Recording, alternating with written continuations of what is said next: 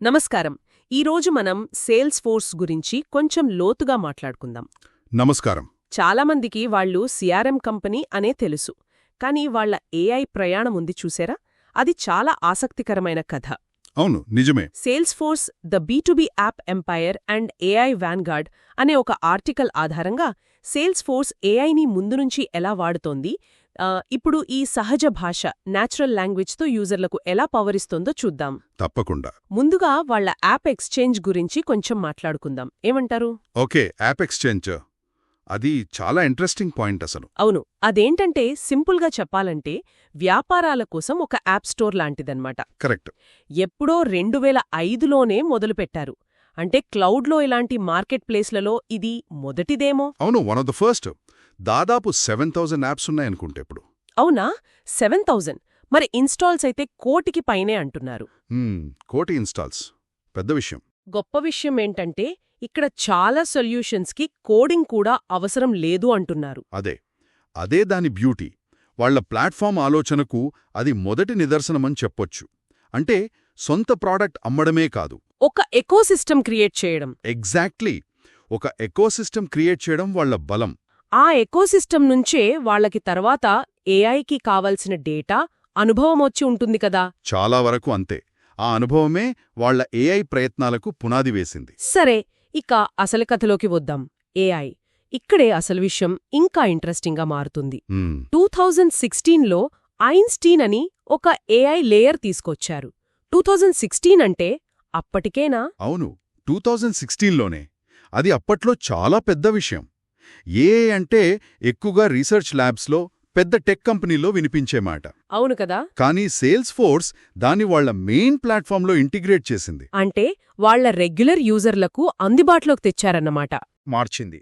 అద్భుతం. అంటే అప్పటికే ఏఐని అందరికి సింపుల్గా వాడేలా చేసే ప్రయత్నం మొదలైంది. ఖచ్చితంగా. మరి ఇప్పుడు అంతా జనరేటివ్ ఏఐ అంటున్నారు కదా, ఈ టైంలో సేల్స్ ఫోర్స్ ఏం చేస్తోంది? ఇప్పుడు వాళ్ళు ఐన్స్టీన్ 1 ప్లాట్ఫామ్లో భాగంగా ప్రాంప్ట్ స్టూడియో అని ఒకటి తెచ్చారు. Prompt studio? అవును, జనరేటివ్ ఏఐ వైపు ఇది వాళ్ళ పెద్ద అడుగు. మనకు తెలిసినట్టు జనరేటివ్ ఏఐ అంటే టెక్స్ట్, ఇమేజెస్ లాంటివి క్రియేట్ చేయగలదు కదా. అవును.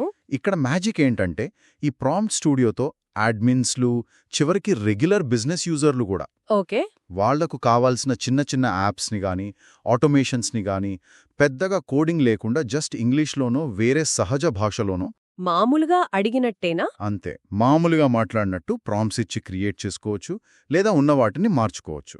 వావ్!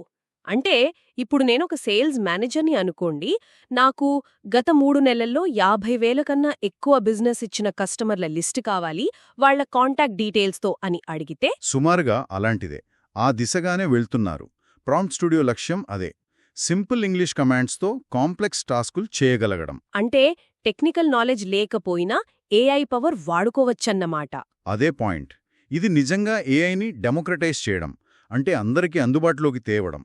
పవర్ కేవలం డెవలపర్ల చేతుల్లో కాకుండా బిజినెస్ యూజర్ల చేతుల్లోకి వస్తోంది. ఆలోచిస్తుంటేనే భలే ఉంది. కొన్నేళ్ల క్రితం ఏఐ అంటే ఏదో తెర వెనుక జరిగేది. ఇప్పుడు మనం డైరెక్ట్గా మాట్లాడుతున్నాం. అవును, ఆ మార్పు చాలా వేగంగా వస్తోంది. కాబట్టి మొత్తం మీద మనమేం గమనించవచ్చు? సేల్స్ ఫోర్స్ ప్రయాణం చూస్తే వాళ్లు కేవలం ఒక సిఆర్ఎం కంపెనీగా మొదలవ్వలేదు. యాప్ ఎక్స్చేంజ్తో ఒక బలమైన ఎకోసిస్టమ్ కట్టారు. అవును. తర్వాత ఐన్స్టైన్తో ఏఐని చాలా ముందుగానే అందిపుచ్చుకున్నారు. ఇప్పుడు ప్రాంప్ట్ స్టూడియో లాంటి వాటితో జనరేటివ్ ఏఐ శక్తిని కూడా సహజ భాష ద్వారా అందరికీ సులభంగా అందేలా చేస్తున్నారు. ఇది వాళ్ల ఇన్నోవేషన్ని, టెక్నాలజీని సింపుల్ చేయాలనే తపనని చూపిస్తుంది. కరెక్ట్. ఇది ఖచ్చితంగా బిజినెస్ సాఫ్ట్వేర్ భవిష్యత్తు ఎలా ఉండబోతోందో సూచిస్తోంది. టెక్నాలజీతో మన ఇంటరాక్షన్ ఇంకా సహజంగా మాటల రూపంలోకి మారుతోంది. అవును, యూజర్ ఎక్స్పీరియన్స్ పూర్తిగా మారిపోతోంది. వినేవారికి ఒక చిన్న ఆలోచన వదిలిపెడదాం. చెప్పండి. సేల్స్ ఫోర్స్ లాంటి కంపెనీలో ఇలా సహజ భాషతోనే, అంటే మనం మామూలుగా మాట్లాడే మాటలతోనే యాప్స్ని మార్చుకునే శక్తిని యూజర్లకు ఇస్తున్నప్పుడు భవిష్యత్తులో మనం సాఫ్ట్వేర్తో ఎలా సంభాషిస్తాం? కోడింగ్, కాంప్లెక్స్ సెట్టింగ్స్ లేకుండా మన ఆలోచనలని నేరుగా సాఫ్ట్వేర్కు చెప్పగలిగే రోజులు ఎంత దగ్గరలో ఉన్నాయో ఒక్కసారి ఆలోచించండి.